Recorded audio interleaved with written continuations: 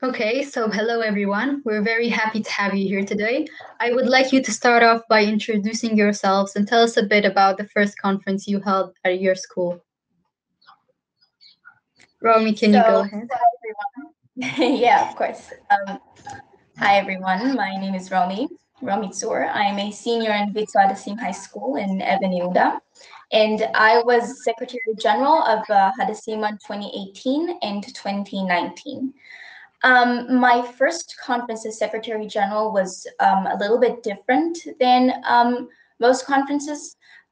We partnered with Debate for Peace, and my role as Secretary General wasn't as dominant as other Secretary Generals, at least not compared to my role in Hadasiman 2019, where I was Co-Secretary General, and I was in charge of the logistics part mostly.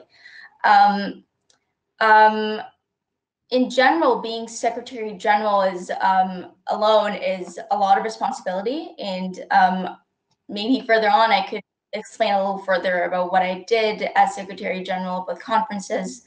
But in any case, it was a great pleasure of mine, and yeah, I guess that's it.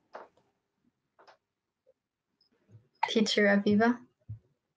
Hi, I'm Aviva Rosenzweig, and I work at the American International School in Ebon Yehuda. The very first MUN conference at our school took place in the year 2000. And at that point, I wasn't involved. We had an amazing teacher named Sarah Jane Shapiro, and she began the program. And we just had our 20th conference. I have been involved in the last 7 years, first as an assistant director and now as the director. And I think it's an amazing program. We hosted 55 schools last year, including 1 or 2 international schools. But most of our schools come from Israel, and it's a wonderful opportunity to see the diversity of populations that we have in this small country. Teacher Salah. Hi everyone. My name is Sal Afar. I'm a teacher of English at Al Bashair School in Sakhnin. We have been involved in MUN for the past 6 years. We are quite recent in this field. We actually started with mainly 4 students participating in a conference in Jerusalem at the American Center, having absolutely no clue what we're supposed to be doing. I put the 4 students in my car. We drove all the way to Jerusalem. We participated in that conference. And funny enough, at the end of this conference, one of our students got a distinction, like, he got like one of the awards, and he was given a scholarship to go to the States.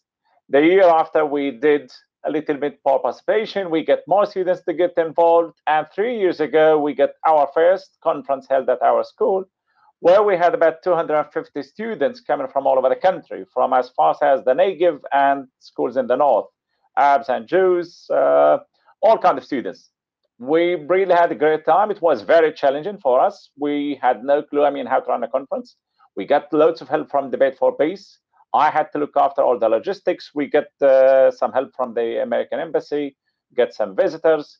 Students, of course, did most of the work. They were very supportive, like yourself, Lama, and Amir, the one who just disappeared. He was very helpful as well. And since then, we have been, I would say we've been very active for the past 3 or 4 years. We're getting very, very active in MUN. Yep, that's it. Okay, very interesting. So I would like to ask each and every one of you, what do you think is the biggest challenge in organizing your first MUN conference at school? And how are you able to succeed in facing that challenge? Teacher Salah, you may go. It's very challenging, to be honest. First of all, you have to go ahead and start convincing the school administration. You need the venue where you can hold, the conference. The school is not mine and stuff for the conference. Schools are not usually well prepared for conferences. So it's a matter of convincing everyone they have to evacuate the school in that day, because it's going to be very challenging to have school kids and conference at the same time. So it wasn't very easy task back then. Plus, getting all the budget, you need to prepare kind of meals, you need to organize the classes, you need to make sure that everyone fits in. And you always get all kinds of schools who try to join the conference like in the last minute.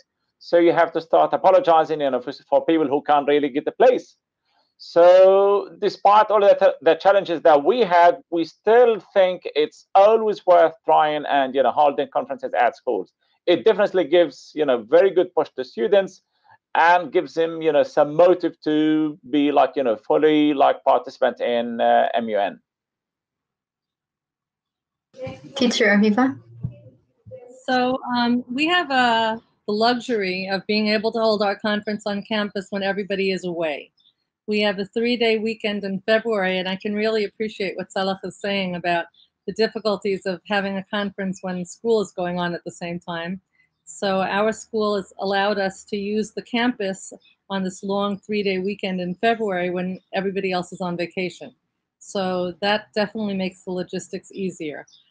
You asked what is the most difficult thing to take into account when starting a conference. So I was really lucky that I didn't have to start it from scratch. I was lucky enough to work together with someone named Peter Sickle, who was the head of the conference at the time that I joined. And he was a great teacher because there are many, many logistical considerations to making a conference. Salah mentioned a lot of them, whether it's the food or the organization or the number of committees. And there's a lot of work that goes on for months before the conference actually gets held.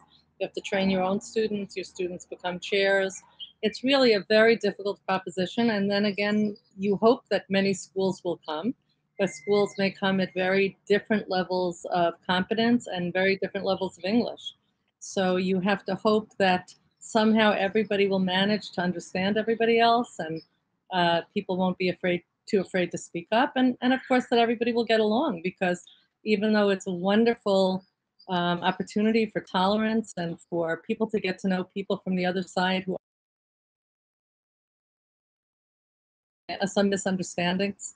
So you have to navigate all those and one of the really nice things about all the kids that come to these conferences is you can pretty much assume that they're well-meaning and that they really are idealists and they really do hope for good things to happen, but they're also human beings.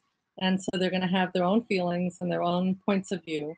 And you learn to deal with that as the more conferences you run, but the first time you do it, everything is a surprise. Romy? Well, I can't disagree that the whole aspect of logistics, well, it is a really big problem, but as a student and from a student's point of view, I think that as a secretary general and a so-called leader of the club that actually runs the conference, I could say that the hardest part for me was to find people that I could fully trust within actually cooperating while building the conference. I mean, having deputies I could trust and chairs that I could trust, because some chairs failed and some people just didn't do the work, and then it all falls on the Secretary General that has to somehow keep up with everything. So I think that it does have a lot to do with logistics, but eventually I think it starts and it ends with the people that want to be there. If the club wants it to happen, it's going to happen. And if the club wants it to happen, they're going to have to somehow find a way to work with each other and make sure that everything runs smoothly. We had started a conference from scratch, and of course, we were lucky to have Stephen for the first time, but for the second time, we were completely independent. So we had to just somehow negotiate with the school and then have the entire club on board, and was a very long journey, which was very, very worthwhile. But I was lucky to have people that I could fully trust during that time. So